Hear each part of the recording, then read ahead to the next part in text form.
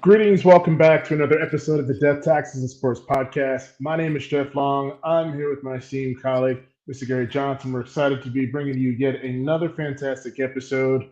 Looks like it's just going to be just us two, but that means we can entertain you with our lovely voices. But Gary Legend, how you doing? I'm here, another week in paradise. How's everything with you? Good, man. Good, good. A lot of stuff has happened in sports. Excited to discuss a little bit of Lakers with that timeout call on that loose ball. There's definitely some interesting thoughts about that one because I felt a type of way about that one, even as a Lakers fan. So we're going to be discussing a little bit of the NFC East showdown, a little bit of college football players, and of course some NBA. But because it's just us two, and there's some Lakers talk, did you have a chance to catch the highlights of that Lakers Phoenix Suns game? I watched the entire second half of the game. I will go on the record as a diehard Laker fan and say that yes, Phoenix did get screwed. We were denied the opportunity for overtime, but if we're gonna be honest, it's an in-season tournament. Like, I'm still not really sold on the importance of it yet. I think in time there will be more prestige behind it, but so you miss out on a trip to Vegas. Not like y'all y'all got the money to go on your off time anyway. It's it's Right, one of those true. and frankly, I'm not saying that the league wanted the Lakers to make it to Vegas, but it's kind of hard to not say that, especially after the end of that game last night. So Yeah, true, true. Especially with LeBron James. I mean, we don't know how many years he has left, and so there's always going to be that spectacle of LeBron James and the myth, the legend himself. the scary part there is the fact that you can say LeBron, say years, like plural, because as of right now, there's no sign of any of this stopping. He's gonna walk away whenever he decides. Okay, I had enough, because I don't think his physical ability is gonna. It'll be a while before we really see like the diminish that we saw from like other contemporaries like a Kobe or a Tim Duncan or people like that towards the end of their long runs. Absolutely, absolutely. And this kind of goes into the Phoenix Suns because in 21 games, Devin Booker has played 12 of 21 games. Kevin Durant has played 16 of 21. And then you also had Mr. Bradley Beal, Mr. $50 million man himself, only played 3 of the 21 games. So when you're already looking at the fact that 21 games into the season, he's already ineligible for All NBA or for any postseason awards. But you just got to wonder about these Suns. My biggest concern, as we talked about in past seasons, is the health of these three. When you already have Devin Booker, who's already injury prone, you already have Kevin Durant, who's already injury prone, and now you got a guy in Bradley Beal who's making 55 million a year. Next year, he's going to be on the cap for 62. Is it time to raise a little bit of alarm bells with his injury concerns? I mean, you kind of knew what you were getting into there with those three. Like I mean, obviously the big injury to Durant that derailed him for a while, but he seems to have come back better than ever. Booker, he's been one of those in and out guys as far as like his health. Like when he's healthy, he's easily a top 8 to 10 player in the league when he's healthy. But that's the biggest caveat. And then Bradley Beal, he was injury prone in Washington, and now you've gotten this far in the season, you haven't even seen him on your court yet. Like, I also feel like this is more of a cautionary tale for everybody that's trying to still do super teams. Like, I think the days of the super you have to have 3 high-level superstars, 3 alphas on your team. I think the last few NBA champions have kind of proven that you don't need that. You need an absolute alpha, but a bunch of betas isn't too bad either. You know what I'm saying? So, like, I think the way that they try to load up, the way that the Clippers have tried to load up, we're seeing it backfire because the game is changing and the super teams are no more. Yeah, true. And you think about like the Denver Nuggets, for instance, they're the prime example of why you don't need a super team, why you have a collection of players. You have those guys like Bruce Brown coming off the bench last year, being able to give you 10 to get 15 minutes, coming in and making some key plays. You also had that rookie who I think is only going to get better, the dude from Kansas. I can't remember his name. But anywho, you need. You said what? Christian Brown. Yeah, Christian Brown, who has won a state title, a national title, and as well as NBA title. So, hey, the man has literally been a winner at all three levels. But like, I just don't see this working. I've said this from the very beginning that you can't put these three players together. Lack of defense, they're going to have to score 130, 135 points a night. And even with the other pieces, I'm just not sure this is a championship team the way it's currently constructed, Gary. No, I personally feel like they gave up too much, to get Bradley Beal. I feel like if you would have kept Booker, Durant, and the rest of that roster they had prior to the Beal trade, I feel more comfortable putting them in that championship contender bracket right now. I mean, because of Kevin Durant, they're going to be in that bracket, but they could be the Fugazi team in that bracket, where they're there because they have the most talent, one of the more talented players in the game. But you look at that roster, there's no way that they should be, championship contenders or anything close to that. True. And the thing is that they really hamstrung themselves with Bradley Beal because he kept his no trade clause. No one's going to trade for him with that type of contract. He's going to be on the books for $62.5 million a year. And there has to have been someone within the basketball world that should have called up Matt Ishba and say, hey, man, this was going to be a really, really, really, really terrible idea. You have two of the top perennial scorers in the game in Booker and Durant. Did you really need a third one? Or could you maybe have used that money and kind of sparse out and get some other plan Bs, if that makes sense? You know what it was? It was more like this whole movement to get Bradley Beal out of Washington because everybody knew that the Wizards weren't winning the championship. Like, their best opportunity to was when they had John Wall on the roster many years ago, and it never materialized. So I think that's what we're seeing is everybody's been trying to make these moves, free Bradley Beal from the obscurity of Washington. He did, but what is he doing now? True. But hey, it's going to be really, really, really exciting. There's one thing I do kind of have to give you crap on. What happened to those Spurs winning 50 games? So I'm wrong. You just got excited. You got all excited, and I saw that. I firmly believed that the talent of Victor Wembanyama and they have a solid supporting cast, and you can't really count out Greg Popovich. You can't. It's not.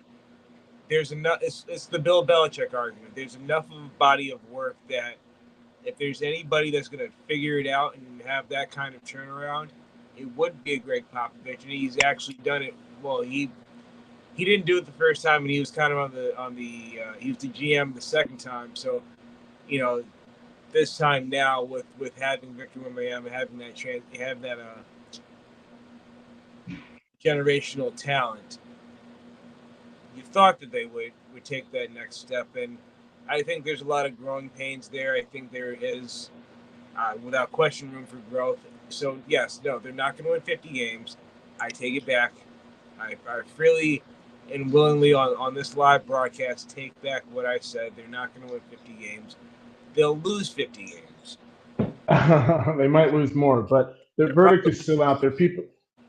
There are people saying that Wembanyama's already a bust, and I'm like, y'all need to chill out. It's just too early, way too early. We're not even at the halfway mark yet of his first NBA season, and people are already counting him out. I don't know what people are expecting. They had the first overall pick for a reason. But anyhow, let's get to this lovely college. I was going to say real quick, we're in this microwave society. We want instant success. We want. What do you mean he has to grow and he has to learn the NBA style, even though he's played something close to that? Like, what are you talking about? But this is the reality. And I mean, just real quick, just to run off his stats, everybody's saying he's a bust. 19-10 really isn't much of a bust, is it? For a rookie, no, I don't think so. And I'm going to say Chet Holmgren is not a rookie either, so he shouldn't even be in the Rookie of the Year conversation. Chet Holmgren's 37 years old.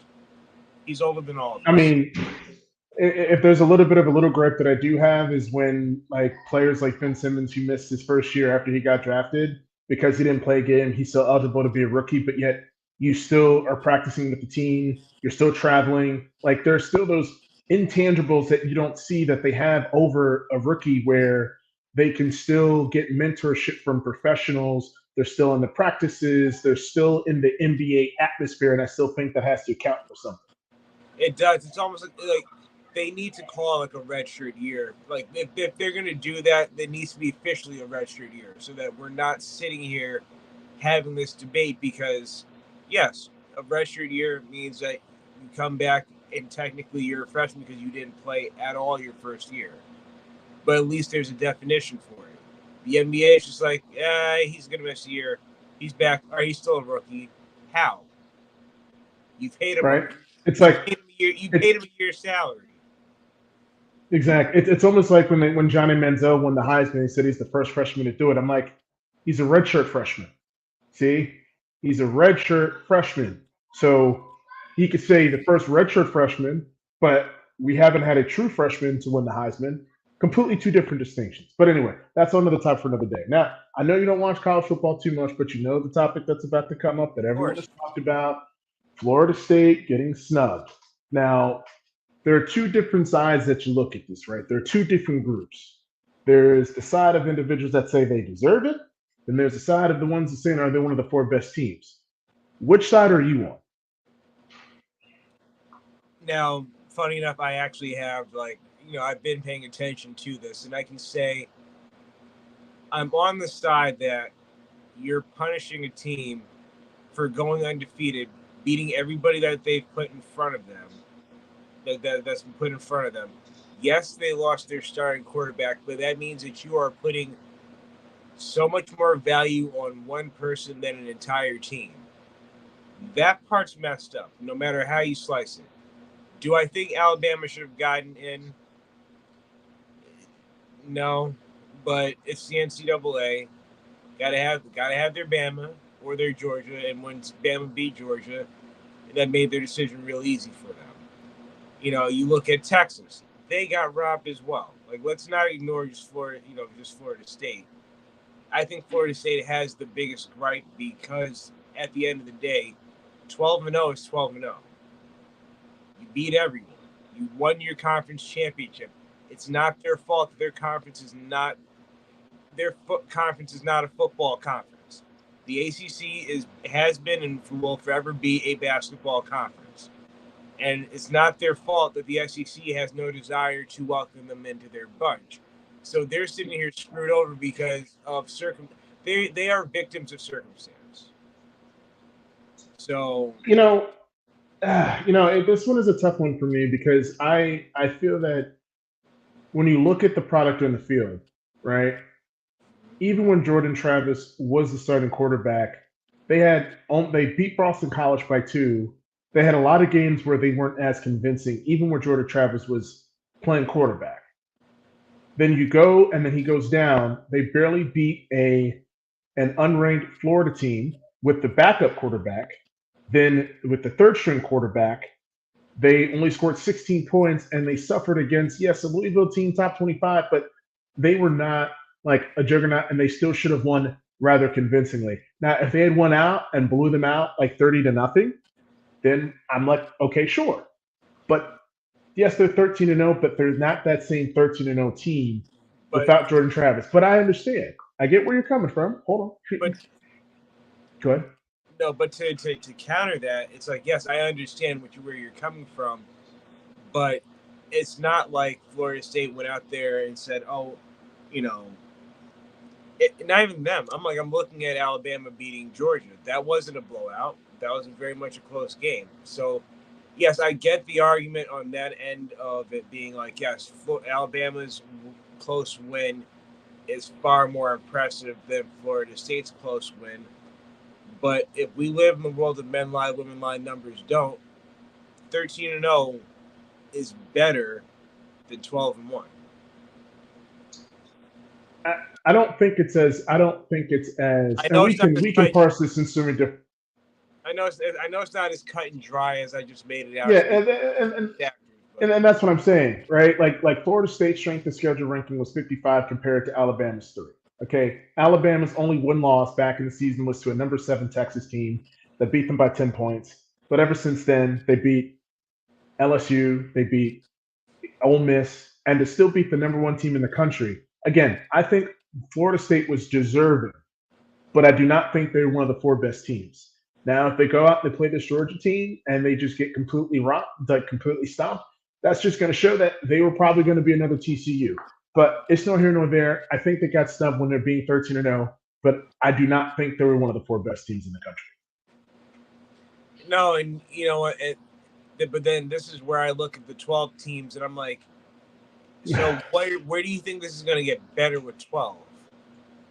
Oh, someone's going to get snubbed. Like, it's one of those things where no matter what, someone is always – this happens all the time. Whoever's 13 and 14 is going to be really pissed. And then but I'm saying whoever's going to be 12, now let's see they get blown out 65-7. Like, it's like that's my argument. It's like, it's going to be the same thing. We're just adding more teams to do the same thing with the lower ranked teams. So if you had it today, you would obviously have – I'm just trying to think off my head. You would have Michigan, Ohio. You would have Michigan, Washington, Bama, Texas, Oregon, Ohio State, Florida State. That's 7. So you got 5 other spots. Then I'm thinking maybe you have like a Liberty that went undefeated, right? So you have those 7 teams, right? So it's going to be – I think that them having 12 teams is the perfect number, but this happens in sports. NCAA, we talk about teams that get snubbed. Like, someone is always going to be left out, and that's just the harsh reality of it. But anywho, that was a fun one. Let's get to this Eagles and Cowboys preview because they got the Cowboys as a 2.5 to 3-point favorite, I believe. Yes. What are your thoughts on this game? Are you feeling the Cowboys should be the favorite? Are we sleeping on the Eagles? Just what are some of your spidey senses telling you? Now, here is one game that I will today, tomorrow, next year, next month, 10 years from now, will never give a rat's ass about. Strictly off the strength of the two teams that are playing. Saying that, I think Philly has a lot more to prove coming off getting spanked in the manner in which they got spanked by the 49ers than the Cowboys have to prove at this point. Like, right now, momentum is in Dallas's favor. I don't think that they're going to catch Philly. I don't believe that, but you get a win here, it's like the doors open all over again. Where we all thought that Philly was just going to run away with this division and be the first back-to-back winner in 2 decades. There's a little bit of that doubt creeping in because, yes, they've beaten good teams, but to catch an entire ass whooping the way that they did, it's kind of one of those like Philly's found his kryptonite. As far as on Dallas's end, right now they're playing with house money. The sky's the limit. They're looking at it like, hey, we right now are pretty secure in our playoff seeding, at least right now.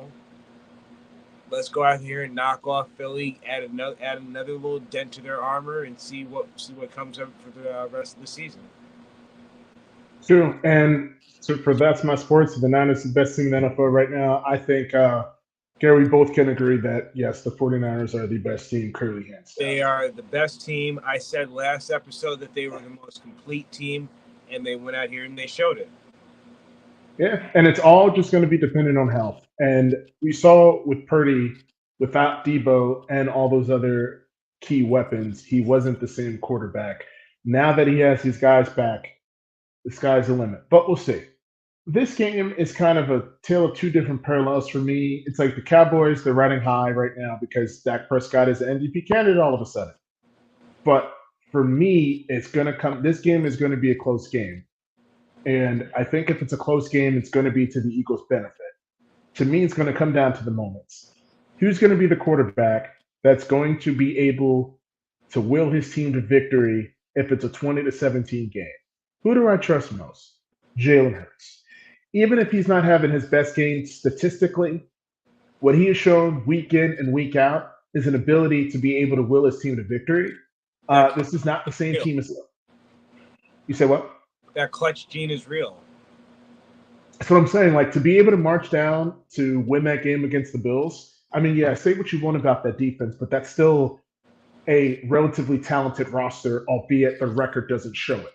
To be able to do that in the rain and to be able to will them to victory just shows me that I still think the Eagles are going to find a way to win this game, because those division games, they're always slugfest. So I don't think it's going to be like I don't really see the Cowboys like putting up like 35, 40 points on the Eagles, just because I don't trust Dak Prescott when it's an opportunity for him to erase what he's been, right? Like, what has he been? A guy that could put up good numbers against lower competition.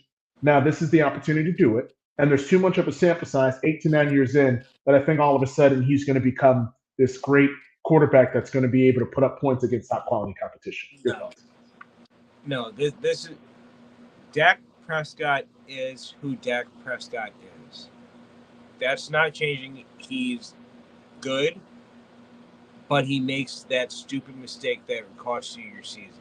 And he's done it a couple of times now. So it's not, we're over here. It's not hyperbole. It's not hype. It's not me being a Cowboys hater because I'm a Giants fan. It's like, no, there's enough of a sample size, including famously, when you're down, you run out of bounds, but instead, no, you run up the middle, and instead of sliding, spiking, or whatever, you cost your team a home playoff game to the 49ers because of your inability to do the right thing at the right time.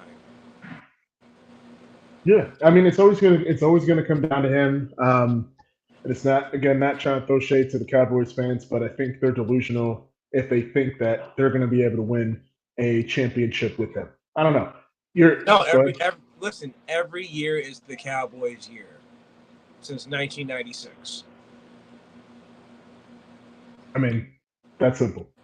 But anywho, we got about 8 more minutes here. Kind of want to wrap this up here, but what's going to be the final score for the Cowboys Eagles? I'm going to say 28-24 Eagles. Eagles? Okay. I'm going to go like 20-17. I think it's going to be a relatively low-scoring affair. I could see it being like 6-3 at halftime, and then the Eagles trying to find a way. So let's continue this football discussion here. What is one or two takeaways when it comes to the playoff picture? Like, just what are one or two takeaways for you for just this week after week 13? The NFC South is trash. But I don't think I'm breaking ground on that assessment. Yeah, it's every year we see the same crap where you have a team. There's going to be a team that's going to win 10 or 11 games and not make the playoffs, and then there's going to be a team in the NFC South that's going to go 8-9 or 7-10 and host a playoff game. And I think that's criminal in and of itself. But that's me almost going into a mini gripe. But to speak about the playoff picture, like I said, right now, there's nobody in the AFC that has truly separated themselves from the pack. You know, the Chiefs suffer an ugly loss. You don't know what you're getting. Houston is still a little bit unproven. You still have the Colts who are still kind of lingering there a little bit. Miami there's still questions there. Buffalo is pretty much playing themselves out of the playoffs. You know, it's funny. I was watching a bit of the Pat McAfee show, and there's a really damning stat that'll be for this upcoming week. I believe they said 12 of the league's teams will have, or 14 teams will have backup quarterbacks starting. That speaks to a lot of like durability issues and just how Snake been in that position has been this year. You know, can we just highlight on that? Well, there's two things. One, they're also saying Baltimore and the Dolphins are the two best teams in the AFC. And even with those two teams, I don't trust any team in the AFC right now. Like, I just don't. I think I think it's whoever wins the NFC championship between the Eagles and the 49ers are going to win the Super Bowl. That's just generally what I believe right now. But again, a lot can happen. The Ravens right now, it's the Lamar Jackson show, but we don't know if Odell Beckham is going to show up the next game because of his injury history, and they can't run the damn ball. The Dolphins, if they're time, right, that's a big one. The Dolphins, we know that they could put up a lot of points, but when they play the top competition, They've lost all 3 games. So until they really beat somebody, they're just kind of like that shiny. You just can't. So the Bills, you can't. Broncos, you can't. And there's just so many other teams out there. Like it's just I don't know. But just that I just want to harp on this for 4 more minutes. Like, do you see a situation where teams are going to invest more into backup quarterbacks, giving them more guaranteed money? Like, do you see that? I think so, because look at the Jets. They just went and got Brett Rippon and dropped Tim Boyle from their roster. It's like, that's better. That's going to save, that's going to answer your questions. And then you're going back to Zach Wilson yet again. Like, there's that whole thing's a mess. That Jets team, when this season started, we were trying to figure out if they were going to win 10 games, 11 games, 12 games, if that was going to be enough to win the AFC East. How far were they going to go in the playoffs? I jokingly said congratulations on 12 wins and a divisional loss. I felt that was appropriate for them. Like, their season's gone to shit, and there's no mincing words with that. You look at Cincinnati. Cincinnati's a perennial favorite in the AFC. They're trying out their Jake Browning. You got my boy Tommy Two Thumbs in New York. Like, he's Well, now Jake Browning, a lot of people don't know he has the most wins for a Pac-12 quarterback in all of Pac-12 history. Well, God bless him, because that's gonna. I'm just saying, like Jake Browning. I'm just saying, Jake Browning. I'm not saying the dude is like top was like top notch, but the man was a 4-year starter at the University of Washington, playing as a true freshman in the Pac-12. That's pedigree. So for me, I think that's a guy that you pay attention to as a potential backup, because you know that if you're the Bengals, you know that Joe Burrow hasn't played a full season yet.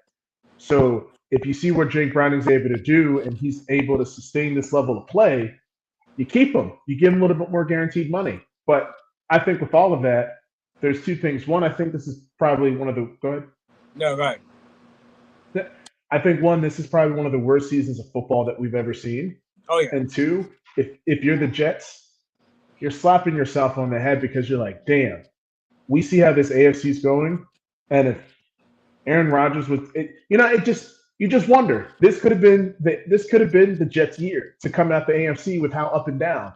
They, with him at quarterback, were probably one of the better teams in the AFC right now, based on what we've seen, total body of work. Go ahead. Oh, no, I was getting ready to just run off the names of starters for Week 14. These are the backups: Gardner Minshew, Jake Browning, Joe Flacco, James Winston, Josh Dobbs, C.J. Beathard, Aiden O'Connell, Mitch Trubisky, Tommy Two Thumbs, Bailey Zappi, Trevor Siemian, and I believe that's it, yeah, Trevor Siemian. Wait, no, I take that back. Wilson's back to starting anyway, and Siemian's is backup.